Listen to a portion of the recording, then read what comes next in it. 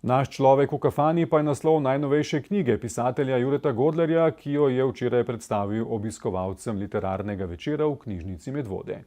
V sproščenem pogovoru so lahko obiskovalci novo knjigo in pisatelja, večina ga najbrž pozna kot televizijskega voditelja, pobližje spoznali in mu zastavili tudi kakšno vprašanje. Znani slovenski pisatelj, televizijski voditelj in komik Jure Godler je oktobra lani izdal že svojo 6. knjigo oziroma 4. roman v kriminalno-vohunski seriji z glavnima junakoma Spencerjem in Novakom. In čeprav najnovejše delo nosi naslov Naš človek v kafani, je predstavitev knjige potekala v knjižnici Medvode. Ja, danes imamo prav poseben dogodek, literarni večer oziroma predstavitev knjige televizijskega voditelja, komika Jureta Godlerja.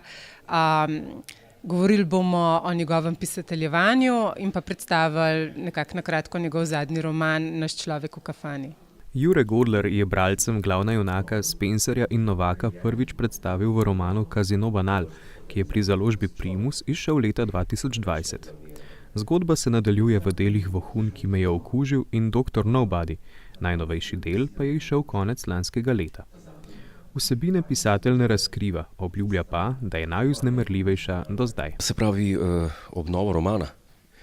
To ne rad, tako rekoč spojlam, ker to je naredil monumentalno, ne bi rad te napake ponovil, bivši predsednik republike, ki je šel gledati James Bonda in je tweetnul minuto po ogledu filma, da kako je razočaran, da Bond umre. Ne bi rad tiste napake naredil, tako da jaz bi rekel, da 4. roman Spencerja in Novaka je najbolj vznemirljiv v celotni seriji, ker je največ na kocki, največ radioaktivnih snovi je v romanu in največ živcev mi je pobral, tlele so sivi lasje.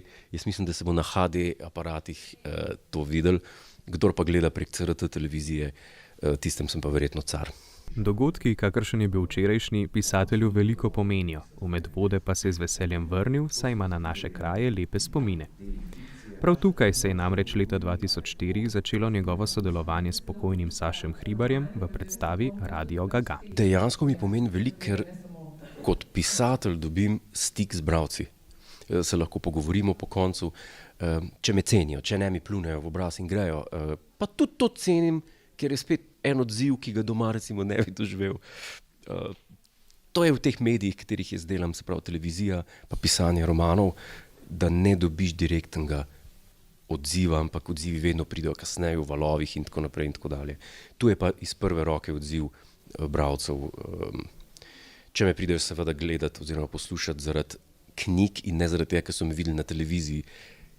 Teh je pa tudi kar nekaj. Se včasih zgodi, da kdo reče, da ni vedel, da pišem, ne? In so začudeni. Kaj zdaj, a je to nek gag, a je to nek štos, bo zdaj on neki kao, da piše, ampak je res. Roman Naš človek v kafani je na voljo na spletni strani primus.si in v vseh večjih knjigarnah v Sloveniji. Bralci si ga lahko izposodijo tudi v Medvoški knjižnici, kjer v prihodnje pripravljajo še kar nekaj zanimivih literarnih večerov in tudi drugih dogodkov. Med gosti bodo tudi Urška Klakočar Zupančič, Branko Cestnik in Miha Šalehar. Vse informacije pa najdete na spletni strani knjižnice pod zavihkom Dogodki.